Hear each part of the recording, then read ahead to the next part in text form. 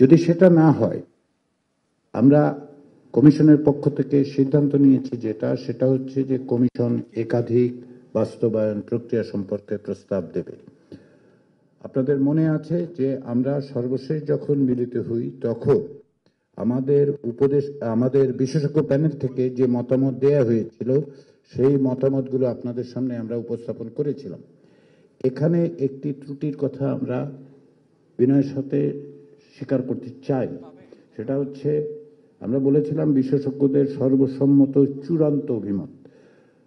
এক অর্থে এটা ছিল আমাদের প্রত্যাশা, যেটাই বোধহয় সেই জায়গায় এসে আমরা দাঁড়াতে পারবো, কিন্তু আসলে এটা চূড়ান্ত যে হয়নি সেটা আপনারা জানেন, এবং আমাদের দিক থেকে সম্ভবত চূড়ান্ত বলা ঠিক হয়নি। সেজন্য আমরা কমিশনের পক্ষ থেকে আন্তরিকভাবে দুঃখিত। আর বাস্তবায়ন প্রক্রিয়ার ক্ষেত্রে আজকের এই বৈঠকের উদ্দেশ্য, 18 দিনের ব্যবধানে আজকে আপনাদের কাছে আমরা এসেছি একটি মাত্র কারণে, সেটি হচ্ছে আপনাদের পক্ষ থেকে যদি আরো সুনির্দিষ্ট, সুস্পষ্ট এবং স্বল্প প্রস্তাব থাকে বাস্তবায়নের, তাহলে আমাদের পক্ষে সেটাকে ইনকর্পোরেট করে, সেটাকে সমন্বিত করে আমরা অন্তর্বর্তী সরকারের কাছে বাস্তবায়ন প্রক্রিয়ার বিভিন্ন উপায় উপস্থাপন করব। আমাদের লক্ষ্য হচ্ছে যে অবশ্যই 15ই অক্টোবরের আগে এই প্রক্রিয়া শেষ করতে হবে। সামনে নির্বাচনী প্রক্রিয়ার সঙ্গে আমরা দেখতে পাচ্ছি যে রাজনৈতিক দলগুলোর বিভিন্ন সাংগঠনিক ব্যস্ততা আছে, নির্বাচনী প্রস্তুতি আছে, আপনারা বিভিন্ন এলাকায় যাচ্ছেন, সেগুলো যেন বাধাবিঘ্ন না হয় সেটা আমরা করতে চাই। তাছাড়া মেয়াদের দিক থেকে 15ই অক্টোবরই মেয়াদ শেষ হবে, তারও আগে আমরা এটা শেষ করতে চাই। সেই বিবেচনায় আজকে আমরা প্রত্যাশা করছি, আমরা আশা করছি যে আজকে আপনারা সুনির্দিষ্টভাবে উপস্থাপন করবেন।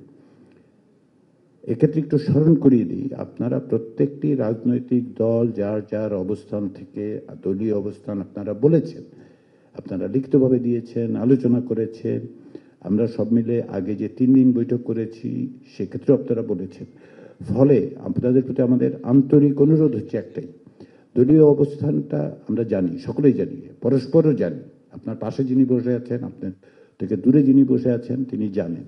ফলে এটার পুনরুচ্চারণ করে খুব বেশি অগ্রসর হওয়া যাবে না, কারণ একই কথা আমরা বারবার বলছি। তাতে যেহেতু এটা লাইভ ব্রডকাস্ট হয়, বাংলাদেশের নাগরিকরা দেখতে পাচ্ছেন, কিন্তু আমাদের লক্ষ্য তো হচ্ছে এটা একটা চূড়ান্ত জায়গায় উপনীত হওয়া। সেই জায়গায় যেহেতু আমরা সংবাদপত্রে খানিকটা দেখেছি, কিন্তু সবটাই সংবাদপত্রে গণমাধ্যমে দেখা যায় না।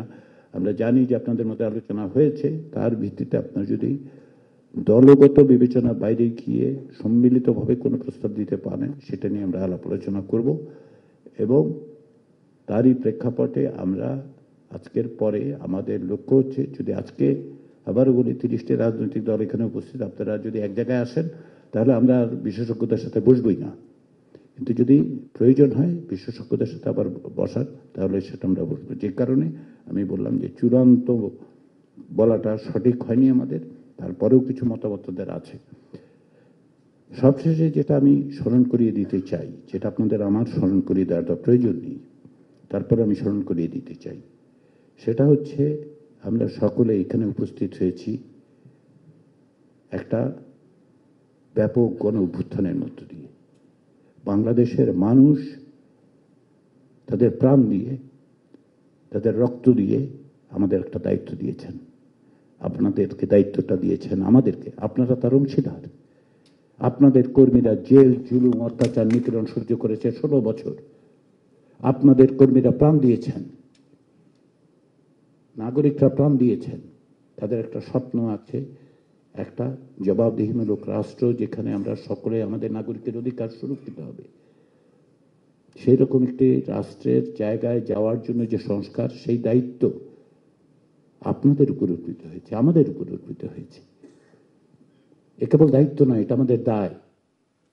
আমরা আমাদের সকলের আন্তরিক প্রচেষ্টার মধ্যে দিয়ে এই জায়গায় এসেছি। এই দায় আমাদেরকে পালন করতে হবে। কেবলমাত্র একটি সনদ স্বাক্ষর করাই সেই দায়ের শেষ নয়। আমাদেরকে সকলে মিলে এই প্রচেষ্টাটা, এই রাষ্ট্রের সংস্কার, কাঠামোগত সংস্কারের জায়গাটা তৈরি করতে হবে।